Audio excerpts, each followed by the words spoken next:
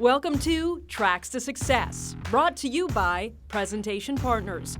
This is the podcast that brings you inspiring people and their inspiring stories. How did they find their way to the top, and how can their path help you do the same? Here's your host, network broadcaster, executive, and entrepreneur, Kraig Kann.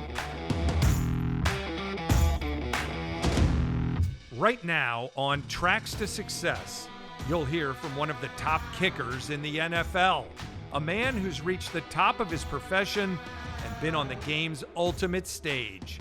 He's a current member of the 2019 NFC Champion San Francisco 49ers. He's competed in 2 Super Bowls. He's played in the Pro Bowl. And aside from a career in football, he is a giving philanthropist, a golf fanatic, and he's kicked off a second career as an entrepreneur, starting his own company. His name is Robbie Gould. His inspiring story and this all-new edition of Tracks to Success starts now.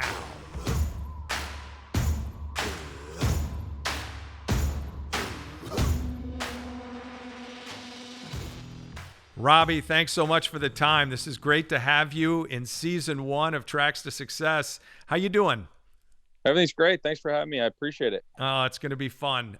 We could start in so many different directions on this. We could talk golf, which we'll get to. I know you're a golf fanatic, a golf nut. But let's start with the Super Bowl. It only makes sense. The dream goal for any football player. So why don't you explain to our listeners and me what that stage and the magnitude of it is actually like?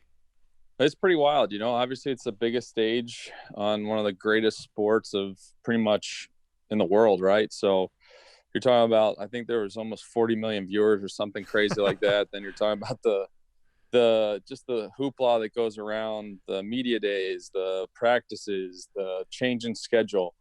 And then you have the game. You know, they redo an entire stadium to basically outfit it for what would be the pinnacle of the football season. And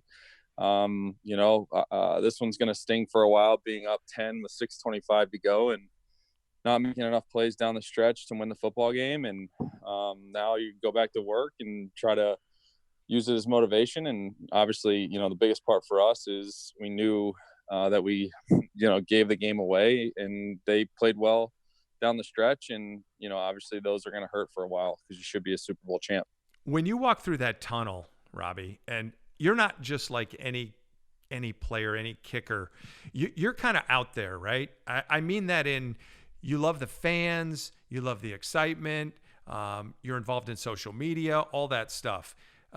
Is it different for you when you go out there, or is it just another game? Like, did you embrace all that hoopla? Did you embrace the media day? Do you enjoy that stuff? Well, I was lucky enough to play in, this is now my second one. I played in the same one, Miami, 13 years ago. The only difference was that my wife, I had my kids, both families, her family, my family. And I told myself I was going to enjoy it. And I was actually the most relaxed I've ever been for a football game in my entire career. I went in, had a great week of practice, had 2 weeks of really good preparation. Turn around and you look at kind of what the week looked like. There was just a comfort level of being in the same stadium, being in the same Super Bowl. And knowing, you're going to have to kick a few to probably keep the game close or put us up a couple points, or even kick a game winner just because of how great their offense and defense played leading up to that point, right? You know that they were down 24-0. They had they came back against the Titans in the AFC Championship game. You just knew that they were always going to battle back. So every point mattered, right? And then you just look at kind of how you feel going into the game. The halftime's the longest part. You have probably a 40-minute halftime as opposed to 12 minutes. So you have to refuel, stay warm, go through those procedures. We did all of those preparations leading up to the week before we got to the Super Bowl. So we already had a game plan. Those are the things when you talk to people who had been there, you talk to people who have done it. We were able to do that before we got there. So we were really prepared. And I thought specialists, we played a really good game. Definitely gave us a chance to win.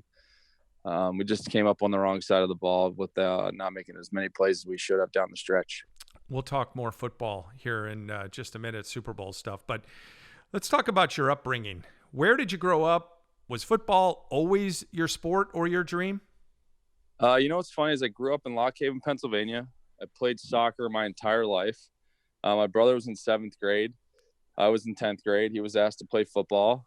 And my brother and I have this unique relationship. My brother now coaches for the Denver Broncos.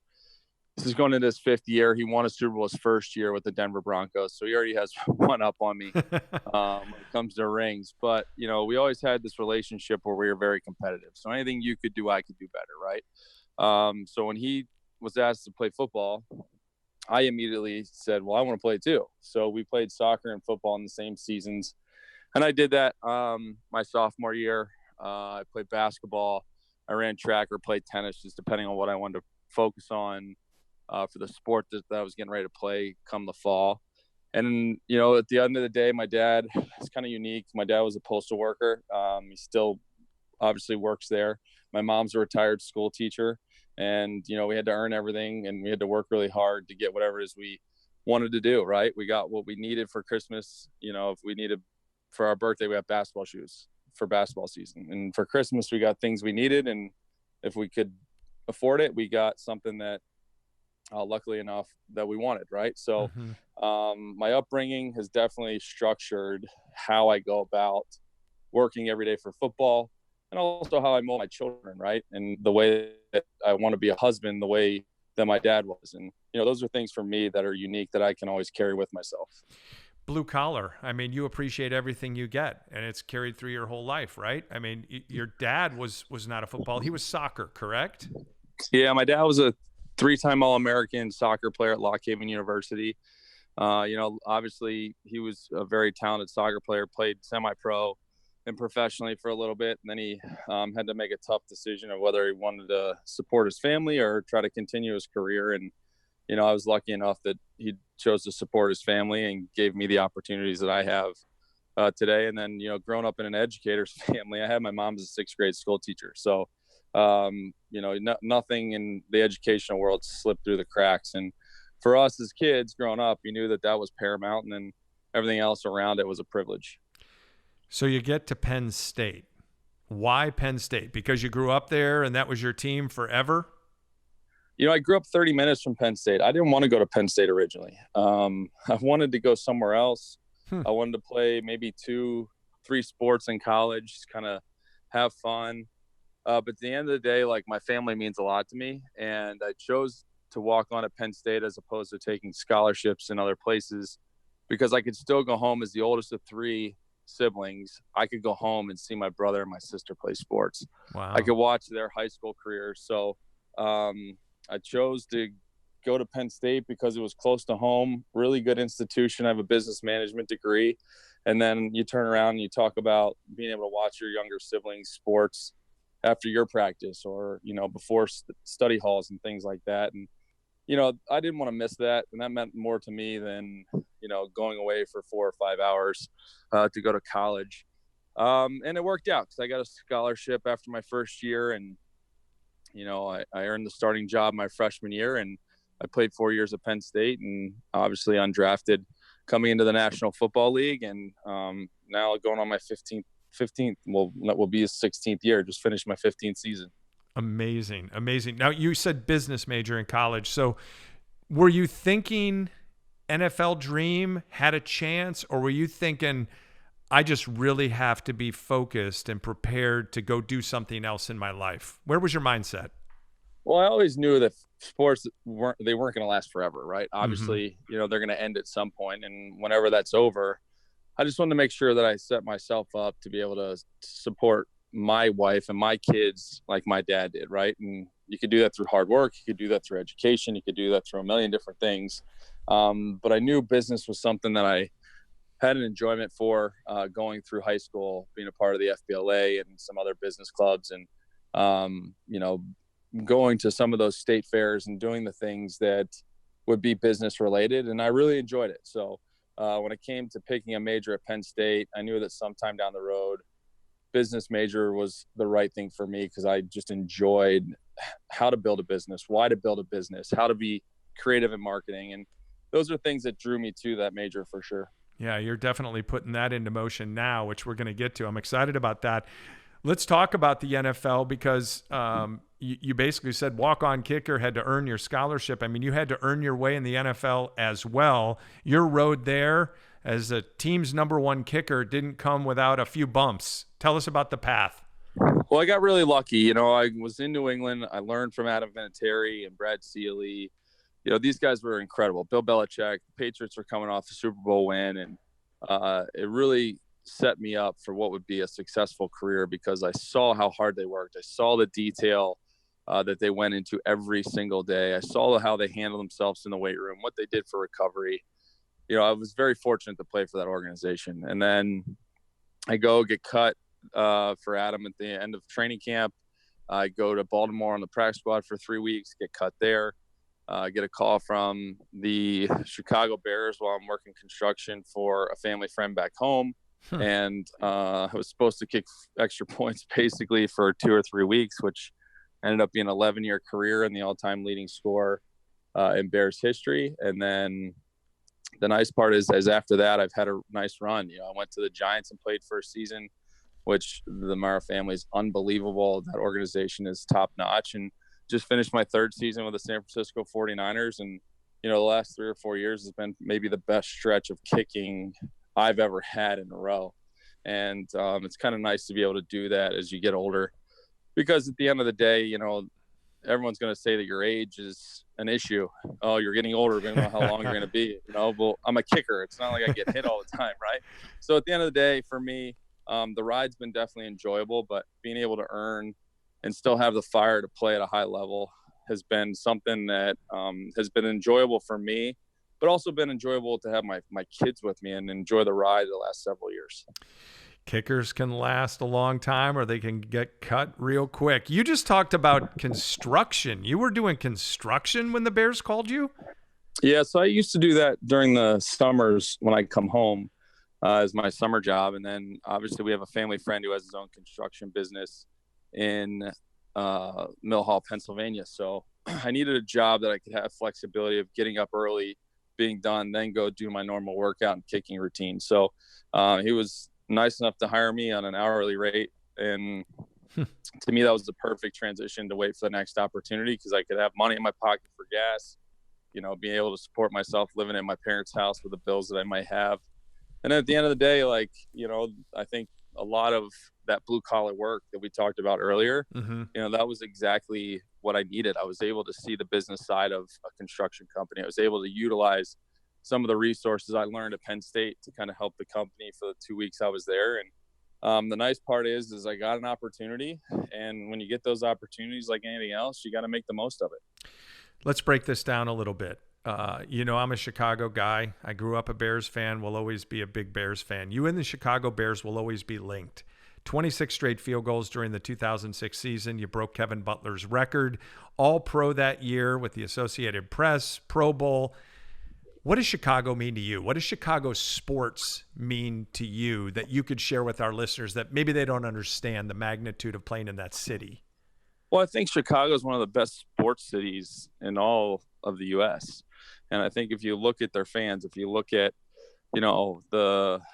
the opportunities that the city has to offer and just the diehardness that everybody carries, they want a winner, obviously. And I've been here for now 16 years, and I've seen the Cubs win, the Sox win. I've seen the Blackhawks win three titles. And for me to be here, it's hard for me to leave. And it's hard for me to leave because this city's been so good to me, but also I can't find a city that has everything that I want my kids to grow up around. So they're Cubs fans. They go to Bulls games. They go to, Blackhawks games. We'll watch it on TV. We play their theme songs all the time in the house when we're having a dance party. I mean, it's just, they're ingrained in the Chicago culture, and the city's amazing. I mean, you can't ask for a better city, that's for sure. But the Bears let you go. Yeah, but here's the thing. I try to explain to people that, every team at some point has to make tough decisions. And they had to make a tough decision. And when you make tough decisions, just like I had to make in free agency, or I have to make down the road when I was cut and I sat out for 6 weeks because I was waiting for the right opportunity, because I didn't need to take the first opportunity. You don't ever look back. You don't say, oh man, I wish I would have done this, or I wish I would have done that. I think you have to look at it from the perspective of, this is the opportunity I chose. This is the opportunity I wanted. And now let's go make the most of it.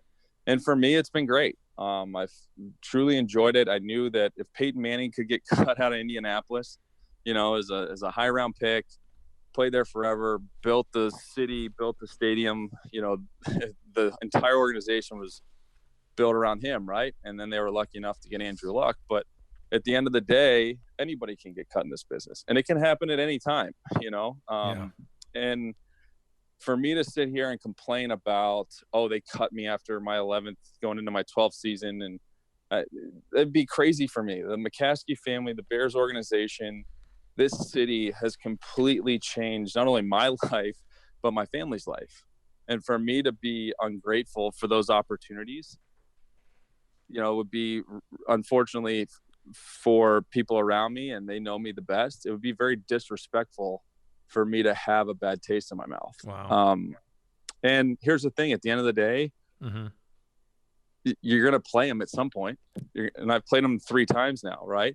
I've been lucky enough to win 2 of the 3, but at the end of the day, like, you still have a career, you still have a job, and you still have to work to finish that job. And, I just want to make sure that as I move forward, it's not about,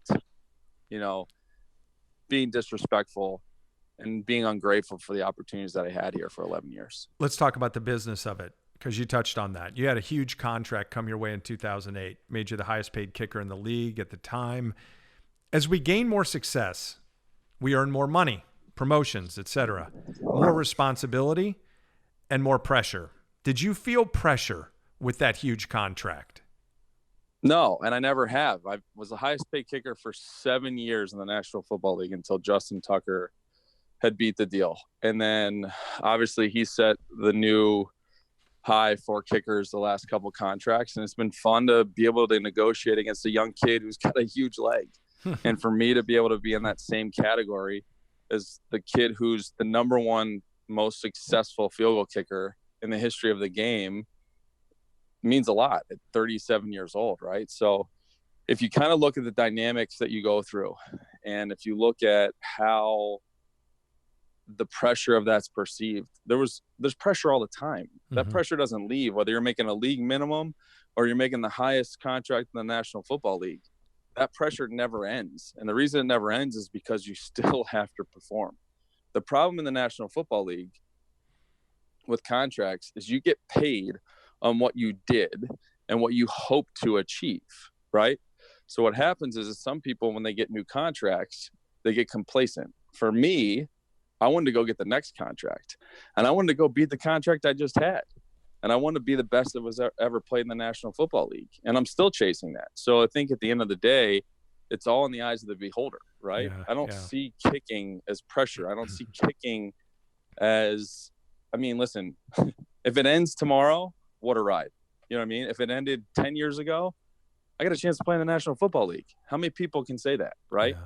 And I got to fulfill a dream. So on to the next, right? So for me, having the ability to do that and keep working hard and playing at this level, 37 years old, 16 years in the NFL, and still one of the highest paid kickers in the game, isn't by luck. It isn't by choice.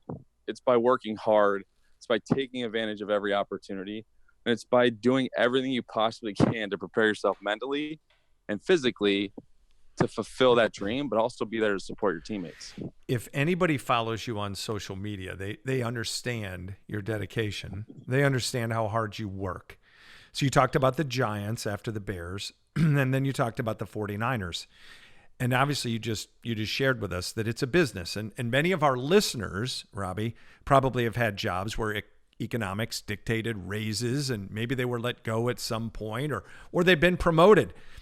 How did you navigate, and how would you tell them to navigate the emotions of business economics? Well, I think you have to understand that no matter what deal you go into, the organization's job is to always tell you what you're bad at. They tell you how great you are while you're there playing. And then when you go to do a negotiation, their job is to tell you how bad you are at everything else, no matter what that looks like. So the emotional part of it is understanding that your job as a player and as an agent is to tell the organization what you're great at, and their job is to tell you what you're not great at. And at some point you have to meet in the middle, right? And it's hard, trust me. You go into these organizations and you negotiate. I've had 3 very difficult, hostile negotiations. And, the thing for you as a player is you have to hold your ground. You have to understand what your leverage is. You have to understand what you did in the capacity versus everybody else in the National Football League at your position. Robbie Gould is our guest on this edition of Tracks to Success. Tracks to Success is brought to you by Presentation Partners, visual storytellers passionate about connecting presenters with their audience. Robbie, you see your career through the lens probably of 18 and a half feet, roughly, the distance between the uprights of the goalpost as a kicker. How important is focus and keeping your eye on the prize, keeping your eye on the road that you're setting forth with your career? In other words, keeping the main thing, not getting distracted, not listening to noise on the outside, and just being you. Well, I think a lot of it starts with social media, right? A lot of people can hide behind their handles. They can hide behind their comments. I think you got to use that as motivation. And if you can utilize that in a great way, then great. If you can't, then you turn it off completely. Then you have every network, you have every news station, you have every newspaper. There's so many people that are competing for clicks that you have to put in perspective what they're saying is to what your job is. And the most important thing in the National Football League is literally the guys in the locker room. That's it. If you have that respect, you have the garner of working hard, coming to work every day, there's going to be successes and there's going to be failures. And when you're having success, your teammates are there to pat you on the back. And when you're having failures, they're there to pick you up. And you have to do the same thing for the guy in the locker room next to you. And I think the biggest thing is nobody will ever be able to walk in your shoes, and only you can fix it. And I think that's what's amazing about professional sports. Yes, it goes out to every TV network. It goes streams live everywhere across the country and beyond.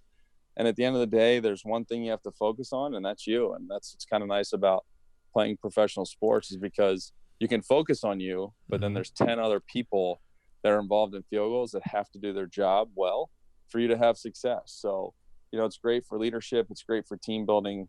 But at the end of the day, as long as you focus on you and working hard and things you need to do, everything will take care of itself.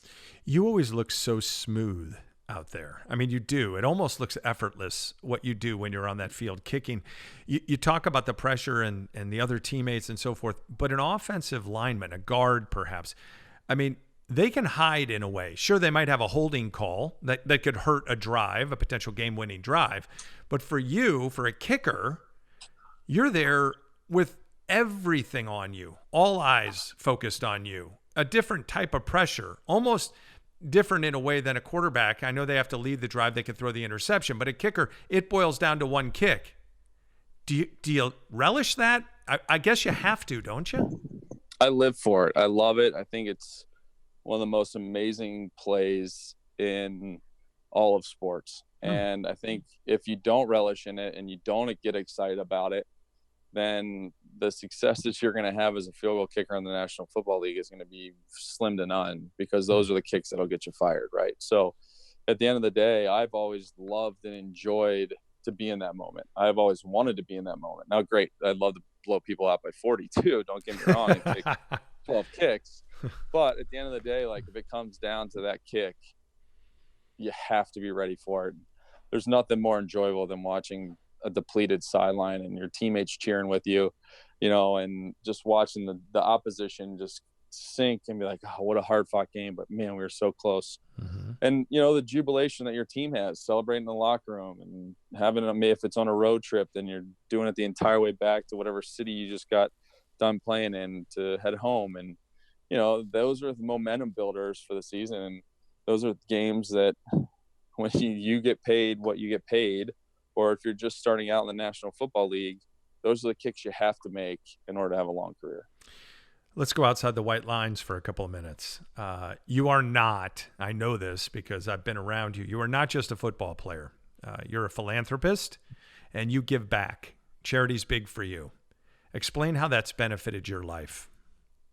I've always been the person that always wanted to help others because I didn't get to where I was at in high school or college or pros because I did it on my own. And I think that I was lucky enough to have a lot of experiences and opportunities, whether it be through the National Football League or through college, because at Penn State we have this huge cancer fundraiser that goes for 48 hours. And then they're now raising, I think, $10 million for pediatric cancer.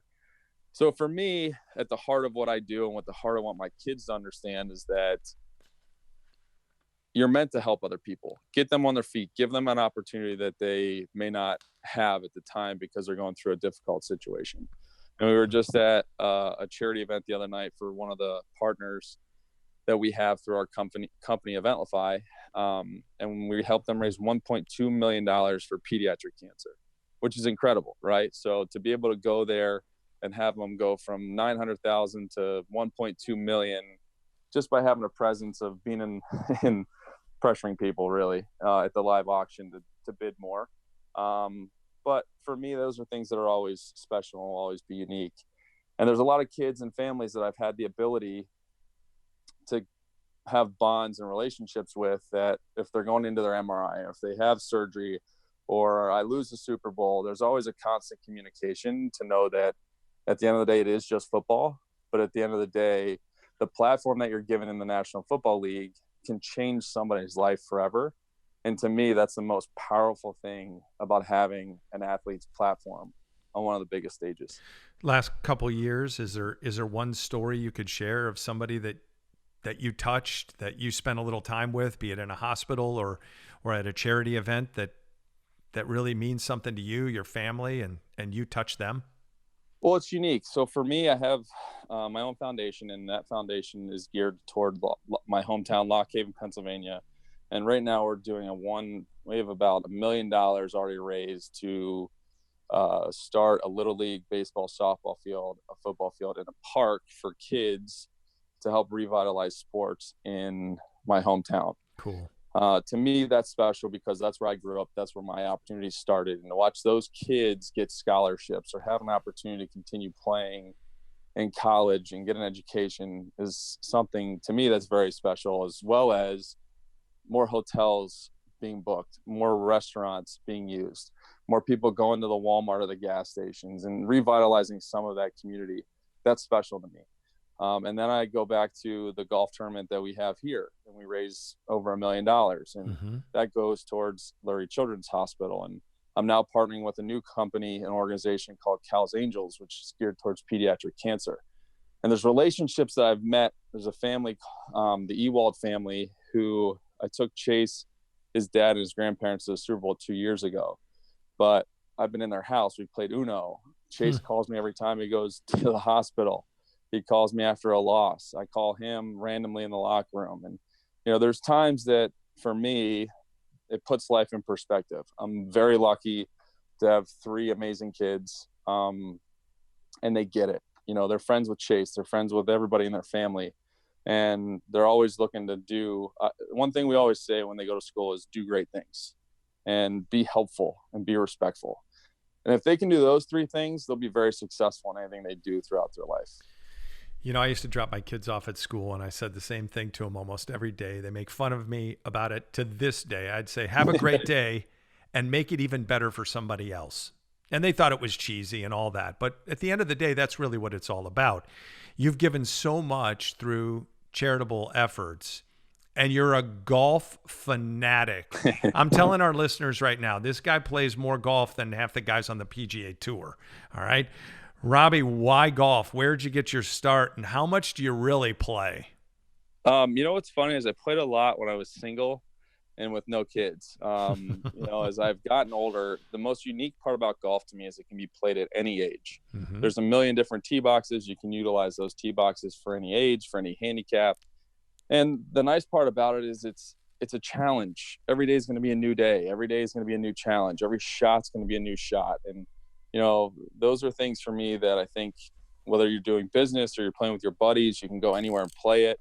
I always just got attracted to golf because it's 3.5 hours of you versus yourself, trying to beat your last personal score, or just meeting and networking people. I met some of the greatest people and friends in my life having traveled places to play golf. And now, my golf is far and few between, but what I enjoy is taking my kids out to learn the game and watching their frustration when they don't hit it like dad, to know that they're 6, 4, and 1. And my 1-year-old just wants to throw the ball in the green, which I love, and watching those guys enjoy going out to Medina Country Club or somewhere and going in the pro shop, and the first thing they have to do is they have to introduce themselves. Hey, how's your day? How's everything going? So teaching them the life skills that they need to be successful down the road is what I love about the game of golf. You're pretty darn good at it too. I mean, people need to know that. What's your handicap? I'm a 4, but I'm a really bad 4 right now. You're not a bad 4. You're not a bad 4. You're a sandbagging 4 is what you are.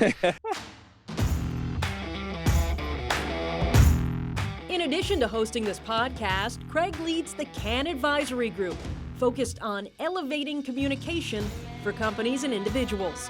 Company consulting, empowering team and individual workshops, mind-altering webinars, and Kraig's inspiring keynotes for your conference or company meeting. They're all on the menu of services. Kann Advisory helps companies clarify their message, helps professionals build and showcase their brand, and helps everyone present their best selves. So if you're the leader of a team or company looking to give your employees a game-changing one-day experience, or an individual who wants to become a speaker and presenter that gets other people talking, visit cannadvisory.com. And when you do connect, make sure to mention the Tracks to Success podcast to receive a special discount on any of the Kann Advisory services. That's cannadvisory.com. Now back to the interview.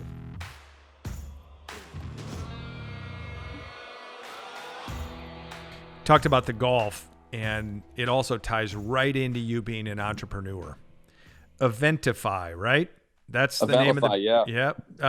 Tell us about it. So it's unique. I started this company with my brother-in-law 3 years ago because I had 2 golf events in 5 days. And I was doing it by Excel spreadsheets, by Microsoft Word, emails, waiting to get back till 10 o'clock. And I was like, I just can't do this anymore. I had a bunch of sheets on my island, and I was like, there's got to be a system.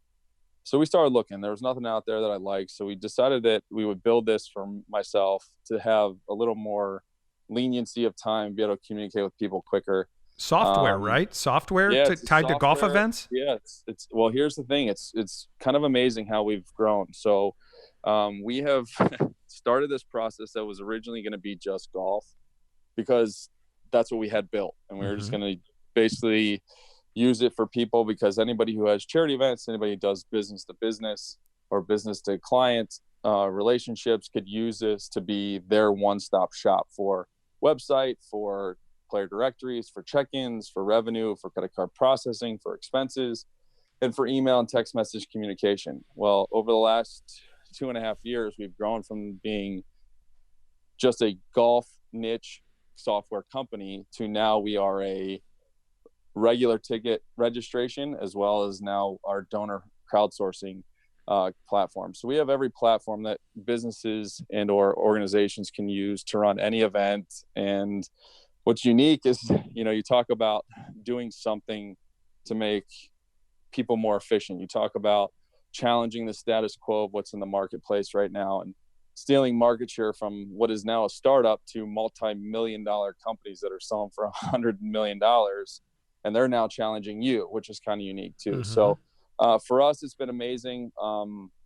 We've been growing every single year at a rapid rate, and watching the efficiency of the organizations go from raising 50,000 to raising 150,000 just because they have a platform to make their processes, marketing, registration, check-in, credit card processing for silent and live auctions, or getting credit card processing for their payments before people get there.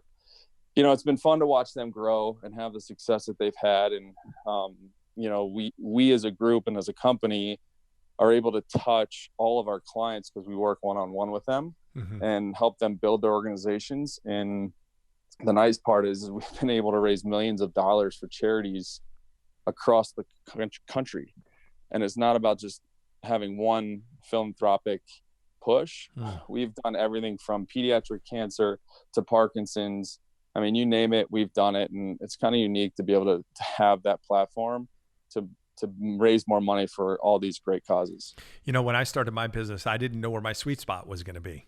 I was always known as the Golf Channel guy. And then I became Chief Communications Officer at the LPGA, an opportunity I didn't see coming. And that evolved into me saying, you know what, I want to start my own business. And you have your hands in a lot of different things. And you're building toward your second act, if you will. Entrepreneur, can't be afraid to fail. I remember you calling me, telling me about this business and, you know, the excitement and the passion you had in your voice about where it was going to go. What advice would you have for those that are listening about the pitfalls and the successes and managing emotion of starting a business? Well, I think there's always going to be highs and lows. Just like anything else, when you start a new career, you're getting started, you're not going to know everything. So you have to rely on people to give you the best information possible. You have to do your research, listen to people that have made mistakes and not make them twice. So it saves you time. It also saves you money and energy. And then the other part of it too is knowing, like you said, what your sweet spot is, how you can build your product to find the solution. And what's unique is we have a product that solves everyone's solution, because there was no space for the emails to be able to be sent through a platform, because you had to do it through your personal email and then cross-reference it. Same thing with revenue, expenses, and those things. So when you have a solution that helps people, you're able to find and navigate your way to having a successful business, knowing there's always going to be something that comes up that you're going to have to deal with, and you deal with it from the most polite and circumstantial ways that you can. And then knowing that you have a vision, and stick to the vision, and know that if the vision's working, stay with it. And whatever's not working, you regroup and you go back to the drawing board and find something that can replace that vision and help you build on what is working. And for me, it's been fun, because being an athlete, we want to see it grow, and we're growing at a rapid, crazy rate. And that to me is extremely unique. When your legacy is, you know, fulfilled, created, you're going to be known for a whole lot of things. You'll never be able to escape kicker, and you're one of the best ever to lace up the cleats. What's your greatest professional achievement to date? I think it's yet to come, truthfully. I mean, I want to win a Super Bowl, and I'm not going to stop until I can do that.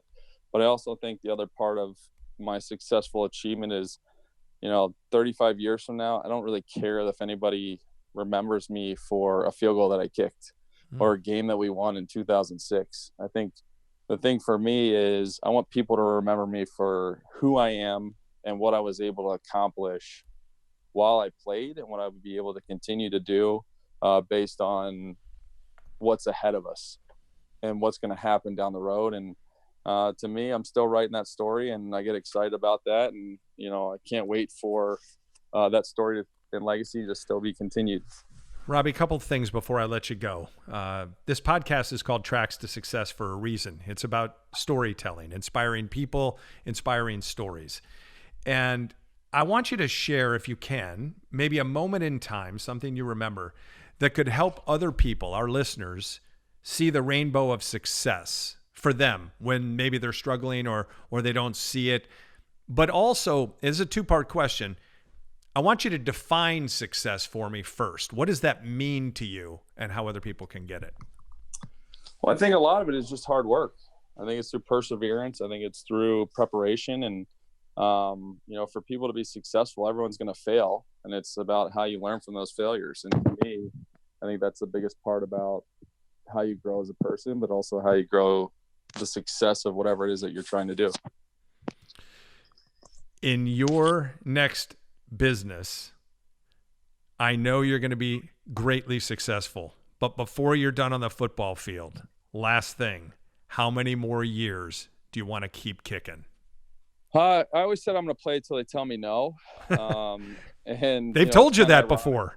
I know. The irony of this is I'm getting to a place where now I'm away from my family, and my kids are starting to play sports, and dad's not there. And so I have a handful of years or a couple of years left to play the sport. And I think for me, the most important thing moving forward is going to be my family, and I'll make decisions on how long I'm going to play based on my kids' schooling, their athletics, and making sure that their dad is present in their life. Robbie, you're a great dad. And for those of you all listening, you got to follow him on social media. And you can follow him on the football field. He's a businessman. He's a philanthropist. He's a great guy. And he's not a 4 handicap. He's really good. Robbie, thank you so much. I really appreciate you being a part of this. Thanks for the time. I appreciate it, guys.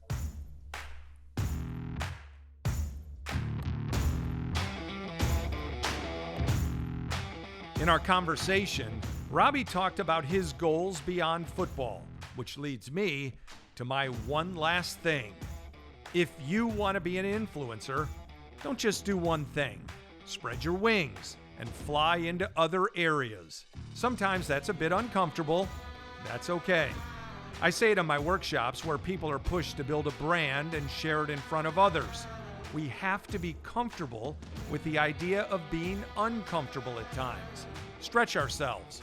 That's the only way to grow. Robbie knows he can't play football forever. So the question for you is, what's your next? Don't just have one tool in your kit. Spend time and build a toolbox of skills. Do that, and your tracks to success become a whole lot easier. I'm Kraig Kann. Thanks for listening. We'll talk again soon.